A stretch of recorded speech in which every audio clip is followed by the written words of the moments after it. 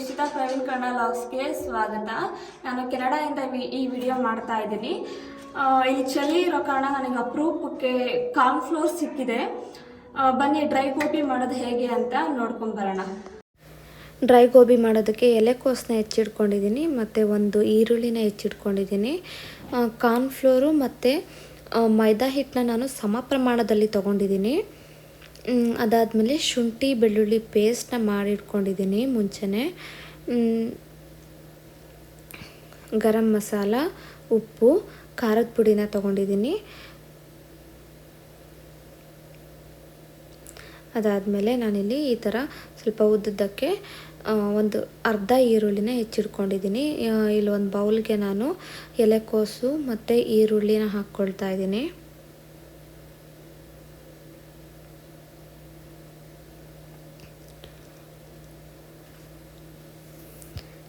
ಅದಾದಮೇಲೆ ಕಾರ್ನ್ಫ್ಲೋರ್ನ ಹಾಕ್ಕೊಳ್ತಾ ಇದ್ದೀನಿ. ಕಾರ್ನ್ಫ್ಲೋರು ಮತ್ತು ಮೈದಾ ಹಿಟ್ಟು ಸಮ ಪ್ರಮಾಣದಲ್ಲಿ ಹಾಕ್ಕೋಬೇಕು. ನಾನು ಇವಾಗ ಸದ್ಯಕ್ಕೆ 2 ಸ್ಪೂನ್ ಹಾಕ್ಕೊಳ್ತಾ ಇದ್ದೀನಿ. ಎರಡೂ ಕೂಡ ಕಡಿಮೆ ಆದರೆ ಮತ್ತೆ ಹಾಕ್ಕೋಬೋದು, ಜಾಸ್ತಿ ಆದರೆ ತೆಗಿಯೋದಕ್ಕಾಗಲ್ಲ ಅನ್ನೋ ಕಾರಣಕ್ಕೆ ನಾನು ಮೈದಾ ಹಿಟ್ಟು ಮತ್ತು ಕಾರ್ನ್ಫ್ಲೋರ್ನ ನಾನು ಇವಾಗ ಸದ್ಯಕ್ಕೆ 2 ಟೇಬಲ್ ಸ್ಪೂನ್ ಹಾಕ್ಕೊಂಡಿದ್ದೀನಿ. ಅದಾದಮೇಲೆ ಖಾರದ ಪುಡಿ, ಗರಂ ಮಸಾಲ ಮತ್ತು ರುಚಿಗೆ ತಕ್ಕಷ್ಟು ಉಪ್ಪು ಹಾಕ್ಕೊಳ್ತಾ ಇದ್ದೀನಿ. ಉಪ್ಪು ಕೂಡ ಸ್ವಲ್ಪ ಕಡಿಮೆನೇ ಹಾಕ್ಕೊಂಡಿರೋಣ. ಕಲಸಿದ ಮೇಲೆ ಮತ್ತೆ ಟೇಸ್ಟ್ ನೋಡಿ ಮತ್ತೆ ಬೇಕಂದರೆ ಉಪ್ಪನ್ನ ಹಾಕ್ಕೋಬೋದು. ಈ ಉಪ್ಪು ಮತ್ತು ಹಿಟ್ಟು ಜಾಸ್ತಿ ಆದರೆ ತೆಗಿಯೋದಕ್ಕಾಗಲ್ಲ. ಮತ್ತು ಇವಾಗ ನಾನಿಲ್ಲಿ ಶುಂಠಿ ಬೆಳ್ಳುಳ್ಳಿ ಪೇಸ್ಟ್ನ ಹಾಕ್ಕೊಳ್ತಾ ಇದ್ದೀನಿ, 1 ಟೇಬಲ್ ಸ್ಪೂನಷ್ಟು. ಇದಿಷ್ಟನ್ನು ಹಾಕ್ಕೊಂಡು ಫಸ್ಟಿಗೆ ನೀರು ಹಾಕದೇ ಕಲಿಸ್ಕೊಳ್ಳೋಣ. ನೀರು ಹಾಕದೇ ಕಲಿಸ್ಕೊಂಡ್ರೆ ನಮಗೆ ಆಮೇಲೆ ಗೊತ್ತಾಗುತ್ತೆ ಎಷ್ಟು ನೀರು ಬೇಕು ಇದಕ್ಕೆ ಅಂತ ಹೇಳ್ಬಿಟ್ಟು. ಈ ಗೋಬಿ ಮಾಡೋದಕ್ಕೆ ಇಂಗ್ರೀಡಿಯೆಂಟ್ಸ್ ಸ್ವಲ್ಪ ಕಡಿಮೆನೇ ಆದ್ರೂ ಇದು ಮಾಡೋ ಪ್ರೊಸೀಜರ್ ಏನಿದೆ ಸ್ವಲ್ಪ ಟೈಮ್ ತೊಗೊಳುತ್ತೆ. ಈ ಹಿಟ್ಟು ಕಲಸೋದಾಗಿರ್ಬೋದು ಅಥವಾ ಈ ಗೋಬಿನ ಎಣ್ಣೆಯಲ್ಲಿ ಫ್ರೈ ಮಾಡೋದಾಗಿರ್ಬೋದು ಸ್ವಲ್ಪ ಟೈಮ್ ತೊಗೊಳುತ್ತೆ. ಈಗ ನೀರು ಹಾಕ್ತಾನೆ ಕಲಿಸ್ಕೊಂಡಿದ್ದೆ ಇಷ್ಟ ತನಕ. ಈಗ ಸ್ವಲ್ಪ ನೀರು ಹಾಕ್ಕೊಂಡು ಮತ್ತೆ ಕಲಿಸ್ಕೊಳ್ಳೋದಕ್ಕೆ ಶುರು ಮಾಡ್ತಾಯಿದ್ದೀನಿ. ಕಲಿಸ್ಕೊಳ್ತಾ ಇದ್ದೀನಿ. ಹಾಗೆ ಚೆನ್ನಾಗಿ ನಾವು ಹಿಟ್ಟು ಎಷ್ಟು ಚೆನ್ನಾಗಿ ಕಲಿಸ್ಕೊಳ್ತೀವಿ ಅಷ್ಟು ಚೆನ್ನಾಗಿ ಗೋಬಿ ಬರುತ್ತೆ. ಹಿಟ್ಟು ಕಡಿಮೆ ಆಗಿದೆ ಅಂತ ಹೇಳ್ಬಿಟ್ಟು ಮತ್ತು ಕಾರ್ನ್ಫ್ಲೋರು ಮತ್ತು ಮೈದಾ ಹಿಟ್ಟನ್ನ ನಾನು ಸಮ ಪ್ರಮಾಣದಲ್ಲಿ ಹಾಕ್ಕೊಳ್ತಾ ಇದ್ದೀನಿ, 1 ಟೇಬಲ್ ಸ್ಪೂನಷ್ಟು. ಮತ್ತೆ ನಾನು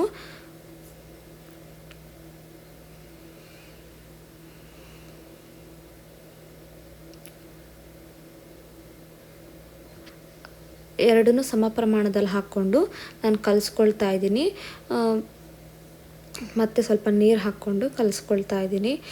ಅದೇ ನಾನು ಹೇಳ್ದಾಗೇ ಸ್ವಲ್ಪ ಈ ಹಿಟ್ಟು ಕಲಿಸೋದು ಎಷ್ಟು ಟೈಮ್ ತೊಗೊಳುತ್ತೋ ಅದ್ರ 3ರಷ್ಟು ಏನು ಎಣ್ಣೆಯಲ್ಲಿ ಫ್ರೈ ಮಾಡೋ ಅಂಥದ್ದೇನಿದೆ ಆ ಪ್ರೊಸೀಜರ್ ಸ್ವಲ್ಪ ಜಾಸ್ತಿ ಟೈಮ್ ತೊಗೊಳುತ್ತೆ. ಅದ್ರ 3 ಪಟ್ಟಷ್ಟು ಟೈಮ್ ತೊಗೊಳುತ್ತೆ. ಹಿಟ್ಟೆಲ್ಲ ಕಲಸಾದ್ಮೇಲೆ ಒಂದೇ 2 ಗೋಬಿನ ಎಣ್ಣೆಯಲ್ಲಿ ಬಿಟ್ಬಿಟ್ಟು ಟೇಸ್ಟ್ ನೋಡಿ, ಉಪ್ಪು ಅಥವಾ ಏನಾದರೂ ಕಡಿಮೆ ಅನಿಸಿದ್ರೆ ಮತ್ತೆ ಹಾಕ್ಕೋಬೋದು. ಉಪ್ಪು ಖಾರ ಏನಾದರೂ ಕಡಿಮೆ ಆದರೆ ಮತ್ತೆ ಹಾಕ್ಕೋಬೋದು. ನಾನಿಲ್ಲಿ ಎಣ್ಣೆನ ಹಿಟ್ಟು ಕಲಸೋ ಟೈಮಲ್ಲೇ ಲೋ ಫ್ಲೇಮಲ್ಲಿ ಇಟ್ಬಿಟ್ಟು ಕಾಯೋದಕ್ಕಿಟ್ಟಿದ್ದೆ. ಇವಾಗ ಎಣ್ಣೆಯಲ್ಲಿ ಫ್ರೈ ಮಾಡ್ಕೊಳ್ಳೋಣ ಅಂತ ಹೇಳ್ಬಿಟ್ಟು ಗೋಬಿ ಹಿಟ್ಟು ಏನು ಕಲಸಿಟ್ಕೊಂಡಿದ್ದೆ ನಾನು ಅದು ಎಣ್ಣೆಗೆ ನಾನು ಹಾಕ್ಕೊಳ್ತಾ ಇದ್ದೀನಿ. ಆಲ್ರೆಡಿ ಎಣ್ಣೆ ಕಾದಿತ್ತು. ನಾನು ಒಂದು ಟೇಸ್ಟ್ಗೆ ಅಂತ ಹೇಳ್ಬಿಟ್ಟು 2 ಗೋಬಿನ ಹಾಕ್ಬಿಟ್ಟು ಟೇಸ್ಟ್ ನೋಡಿ ಆಮೇಲೆ ಮತ್ತೆ ಕರಿಯೋದಕ್ಕೆ ಶುರು ಮಾಡಿದ್ದೀನಿ. ನಾನು ಆವಾಗಲೇ ನಿಮಗೆ ಹೇಳಿದ್ದೆ, ಈ ಗೋಬಿನ ಆಯಿಲ್ನಲ್ಲಿ ಫ್ರೈ ಮಾಡೋ ಅಂಥದ್ದು ಏನಿದೆ ಈ ಪ್ರೊಸೀಜರ್ ಸ್ವಲ್ಪ ತುಂಬಾ ಟೈಮ್ ತೊಗೊಳುತ್ತೆ ಅಂತ ಹೇಳ್ಬಿಟ್ಟು.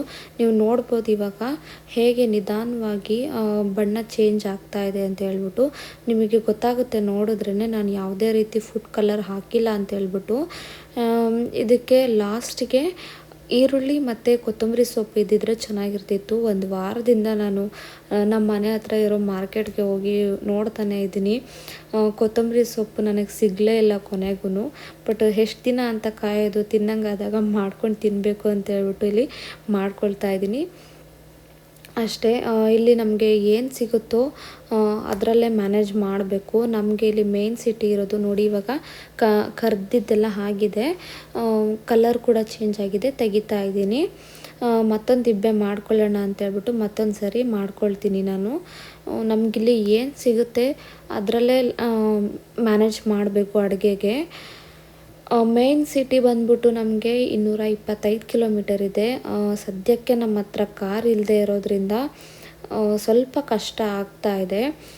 ಅದಾದಮೇಲೆ ನಾವಿಲ್ಲಿ ನಮಗೆ ಗೋರ್ಮೆಂಟ್ ಫೆಸಿಲಿಟೀಸ್ ಏನು ಬಸ್ ಆಗಿರ್ಬೋದು ಅಥವಾ ಕ್ಯಾಬ್ ಆಗಿರ್ಬೋದು ಆ ಥರದ್ದು ಯಾವುದೂ ಇಲ್ಲ ಇಲ್ಲಿ.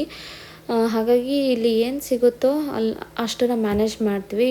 ನನ್ನ ಹಸ್ಬೆಂಡ್ ಕೊಲಿಗೆ ಯಾರಾದರೂ ಕರ್ಕೊಂಡು ಹೋದರೆ ಹೋಗಿ ಏನಾದರೂ ಬೇಕಂತಂದರೆ ತೊಗೊಂಡು ಬರ್ತೀವಿ. ಇಲ್ಲಾಂದರೆ ಯಾರಾದರೂ ಹೋಗ್ತಾ ಇದ್ದೀವಿ ಏನಾದರೂ ಬೇಕಾ ಅಂತ ಕೇಳಿದ್ರೆ ನಮಗೇನು ಬೇಕೋ ಅದನ್ನು ಹೇಳಿದ್ರೆ ಅವರು ತಂದು ಕೊಡ್ತಾರೆ.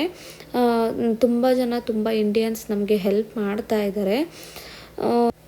ಹೀಗೆ ನಡೀತಾ ಇದೆ ನಮ್ಮ ಲೈಫು. ನೋಡಿ ಇಲ್ಲಿ ಗೋಬಿ ನಿಧಾನಕ್ಕೆ ಕಲರ್ ಚೇಂಜ್ ಆಗ್ತಾ ಇದೆ. ನಾನು ಯಾವುದೇ ಫುಡ್ ಕಲರ್ ಹಾಕಿಲ್ಲ ನಾನು. ಟೇಸ್ಟ್ ಮಾತ್ರ ನಿಜವಾಗ್ಲೂ ತುಂಬಾ ಚೆನ್ನಾಗಿತ್ತು ನಾವು ಮಾಡ್ಕೊಂಡು ತಿಂದಾಗ.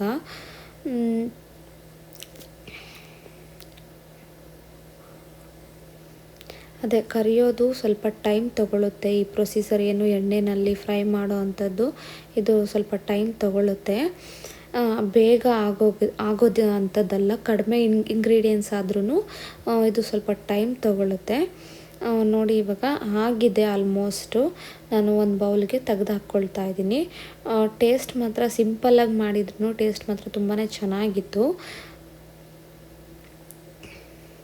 ಆ್ಯಂಡ್ ಪ್ರವೀಣ್ ಕೂಡ ತುಂಬಾ ಇಷ್ಟಪಟ್ಟರು.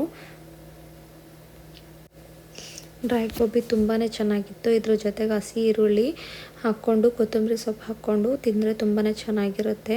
ನೀವು ಒಂದ್ಸರಿ ಟ್ರೈ ಮಾಡಿ. ನೋಡಿದ್ರಲ್ಲ ಡ್ರೈ ಗೋಬಿ ಮಾಡೋದು ಹೇಗೆ ಅಂತ ಹೇಳ್ಬಿಟ್ಟು, ದಯವಿಟ್ಟು ನನಗೆ ಸಪೋರ್ಟ್ ಮಾಡಿ ನನ್ನ ಚಾನಲ್ನ ಸಬ್ಸ್ಕ್ರೈಬ್ ಮಾಡ್ಕೊಳ್ಳಿ ಅಂತ ಕೇಳ್ಕೊಳ್ತಾ, ಮತ್ತೊಂದು ವಿಡಿಯೋದಲ್ಲಿ ಮತ್ತೊಮ್ಮೆ ಸಿಗ್ತೀನಿ ಅಂತ ಹೇಳ್ತಾ ಇವತ್ತಿನ ವ್ಲಾಗ್ನ ಮುಗಿಸ್ತಾ ಇದ್ದೀನಿ. ಬಾಯ್.